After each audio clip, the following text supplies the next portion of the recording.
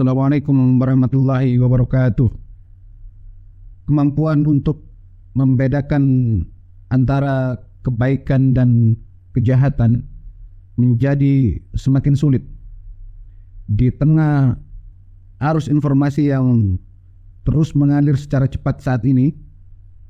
Ada banyak pihak yang dengan cerdas, dengan cerdik memanfaatkan agama teman-teman sebagai alat untuk mencapai tujuan mereka. Nah, edisi kali ini kita akan menggali lebih dalam tentang bagaimana kejahatan dapat dibalut, kejahatan dapat dibungkus dengan kedok agama, dan bagaimana hal ini digunakan untuk menguasai orang awam dan orang-orang bodoh. Yang pertama teman-teman, pemanfaatan agama sebagai kendaraan kekuasaan, sebagai kendaraan politik. Kepentingan apa saja di balik kedok agama,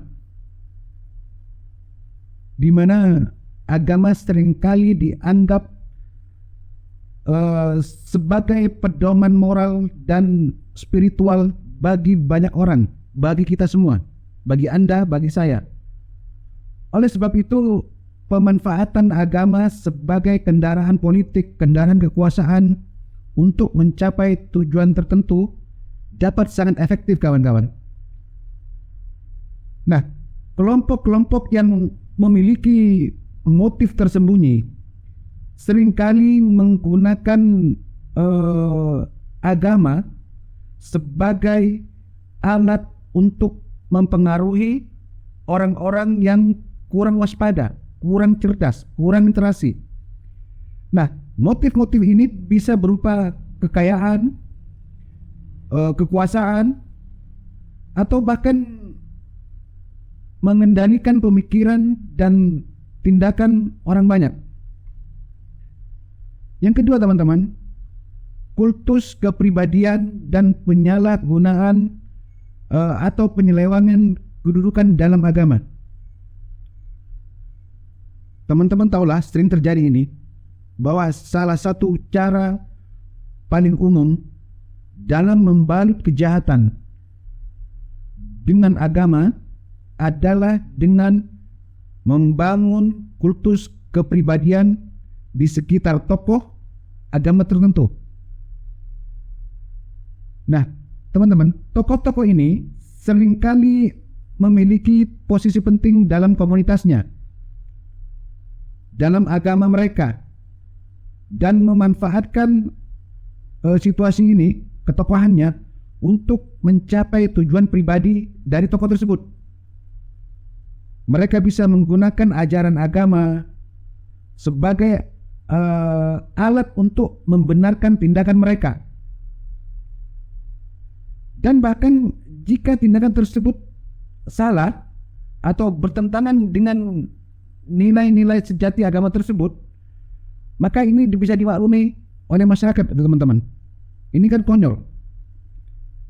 Kemudian kita akan belajar tentang teknik-teknik manipulatif atau bagaimana mereka memanipulasi masyarakat awam, masyarakat yang kurang pemahaman tentang agama ini.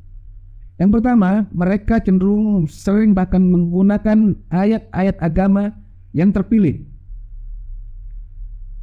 Nah, salah satu teknik yang sering digunakan dalam membalut kejahatan yang mereka lakukan, kejahatan atau tujuan-tujuan tersembunyi dengan agama, adalah memilih ayat-ayat atau kutipan-kutipan agama tertentu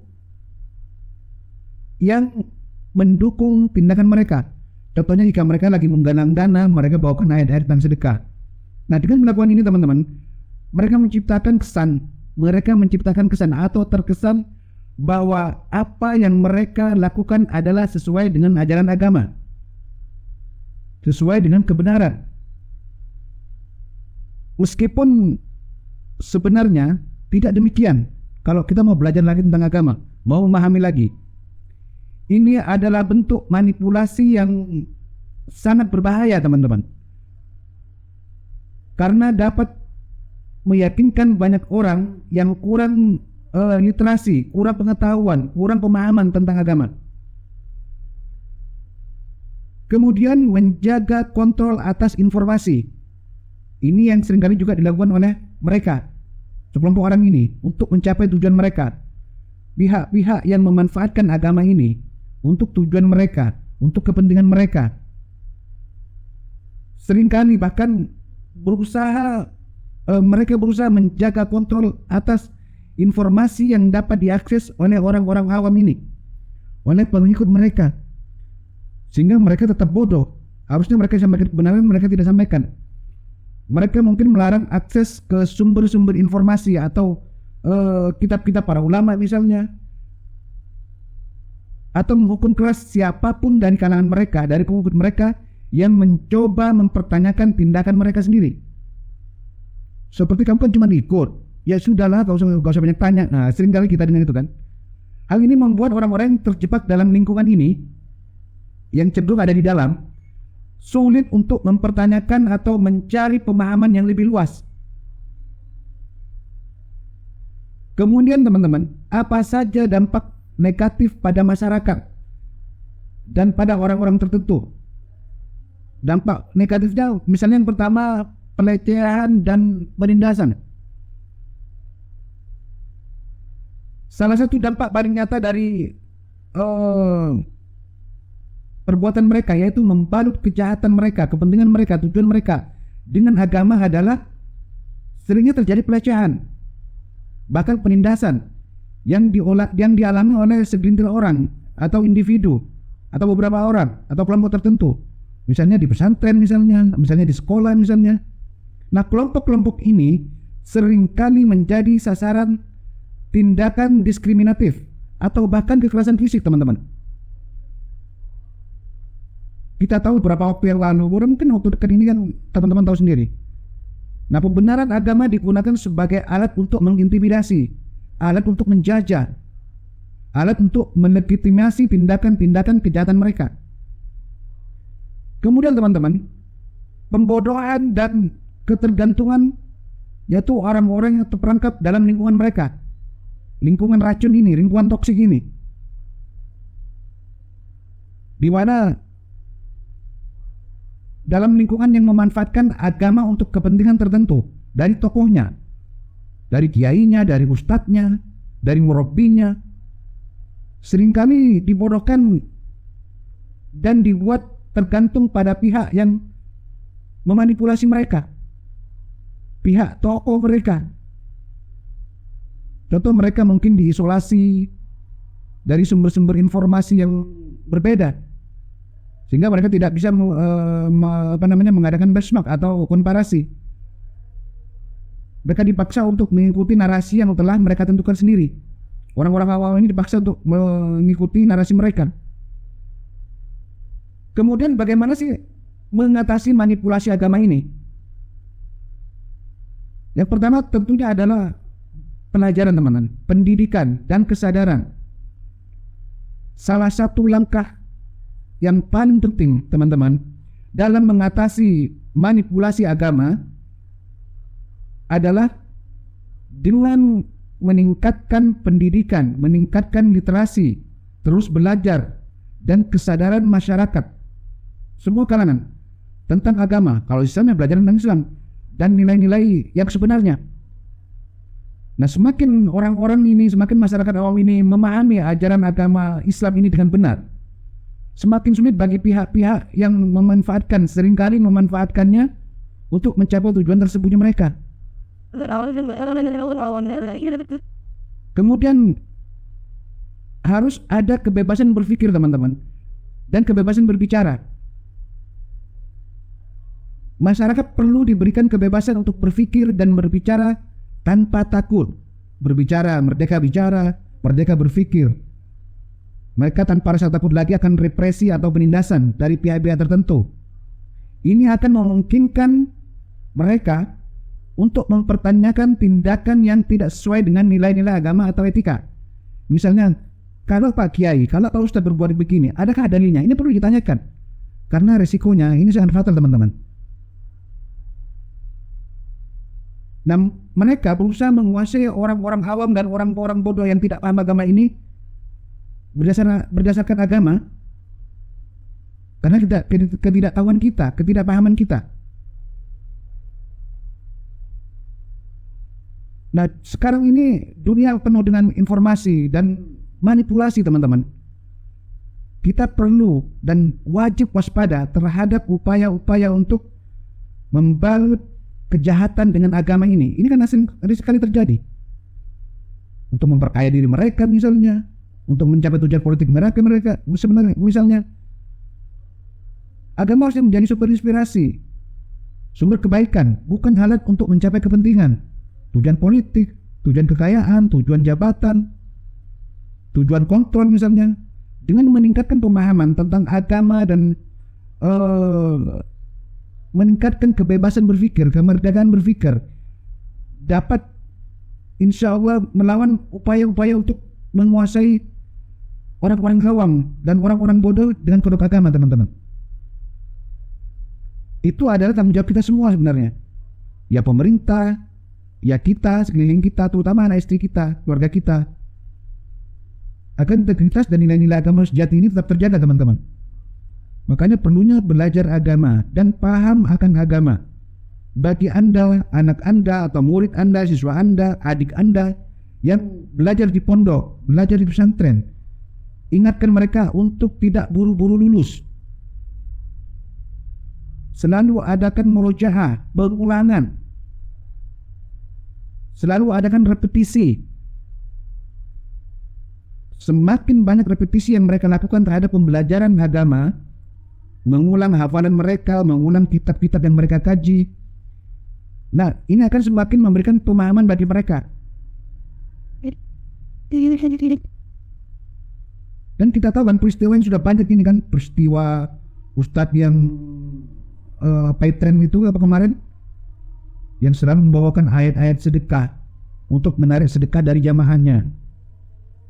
Kemudian ada lagi yang di Probolinggo atau di Pasuruan itu yang bisa menggadaikan uang katanya. Nah, itu korbannya kan orang-orang pintar, orang-orang pandai, orang-orang, bahkan ada pejabat, teman-teman.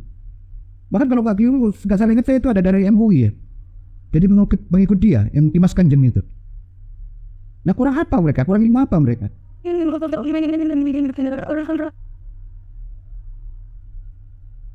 Nah, sejatinya masyarakat tidak lagi terpengaruh, tidak lagi percaya bahwa semua yang dibalut dengan agama, dibalut dengan ayat, dibalut dengan hadis, ini adalah sebuah kebenaran. Mestinya di cross check lagi. Maka di sini fungsinya belajar. Kita sebagai orang tua, sebagai kakak, mengajari anak kita, mengajari adik kita untuk tetap belajar. Banyak sekali kitab-kitab ulama yang perlu kita pelajari. Bahkan kalau dulu mungkin orang-orang perlu ke perpustakaan berhari-hari belajar membaca kitab ulama. Kalau sekarang tinggal klik langsung keluar apa yang kita cari. Klik langsung keluar yang kita cari. Langsung kita ketik langsung keluar apa yang kita cari. Karena banyak aplikasi ya seperti Kutubusita, kemudian ya kitab-kitab para ulama, ada tafsir online. Nah, ini bisa kita gunakan teman-teman untuk menambah literasi kita, pengetahuan kita, pengalaman kita. Jangan mana main judi online, jangan mana hanya scroll TikTok, nonton yang nggak benar. Bolehlah sekali-kali untuk refreshing, tapi ingat kita kembali lagi untuk belajar. Adanya teknologi, kemajuan teknologi informasi saat ini kita gunakan secara bijak untuk belajar, menambah pengetahuan kita, bukan untuk membuang waktu mana teman-teman. Sehingga ini akan menjadi bumerang bagi kita sendiri, bagi anak kita, bagi adik kita, untuk kelangsungan hidup mereka nanti. Sekali lagi, kalau kita tidak belajar agama dari sekarang, paham agama dari sekarang, kita akan mudah diombang-ambingkan, teman-teman. Karena agama adalah salah satu guidance, salah satu tolak ukur kebenaran. Karena jelas ya teman-teman, fa in tanaza'tum farudduhu fa in tanaza'tum fi syai'in farudduhu ila Allah wa rasulih. Jika kalian berselisih dalam segala sesuatu, pulangkan kepada Allah dan Rasulnya, kepada Al-Quran dan Sunnah, kepada Al-Quran dan hadis. Nah ini sebenarnya harusnya kita rujuk teman-teman.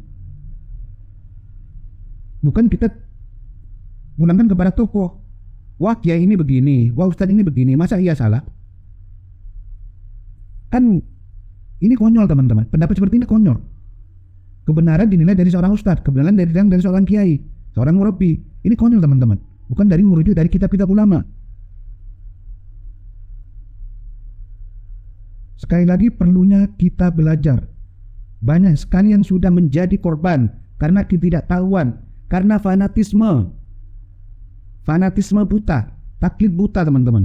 Pokoknya apa kata kiai, apa kata ustadz pasti benar, harus kita ikuti. Tidak. Percaya deh teman-teman, bisa dibuktikan nanti mereka di akhirat tidak akan bertanggung jawab dengan kesalahan kita. Kita akan yang bertanggung jawab sendiri terhadap kesalahan kita, terhadap perbuatan kita.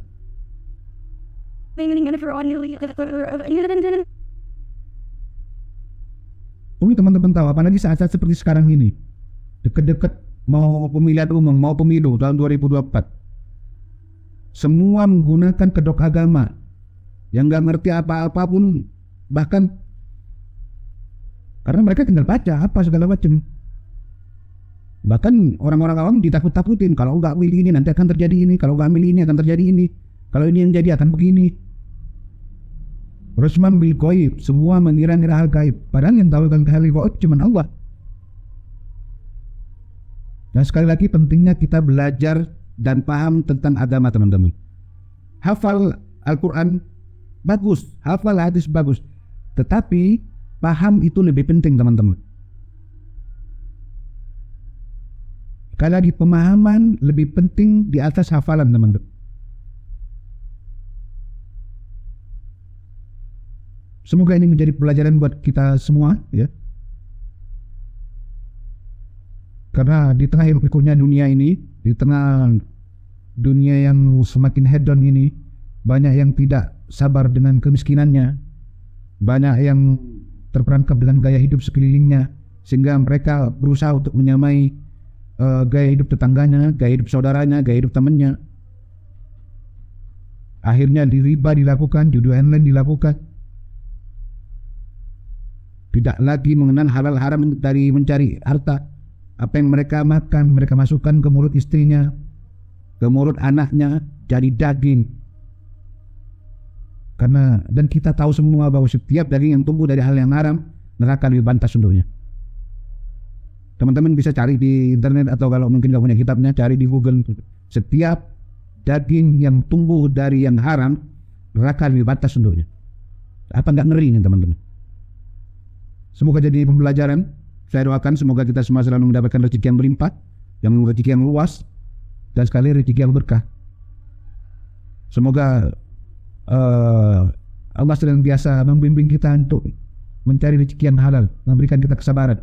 Saya doakan yang masih punya hutang semoga hutangnya cepat lunas, yang masih berjibaku dengan judi online, dengan judi asuransi, dengan ribawi, segera Allah berikan hidayah.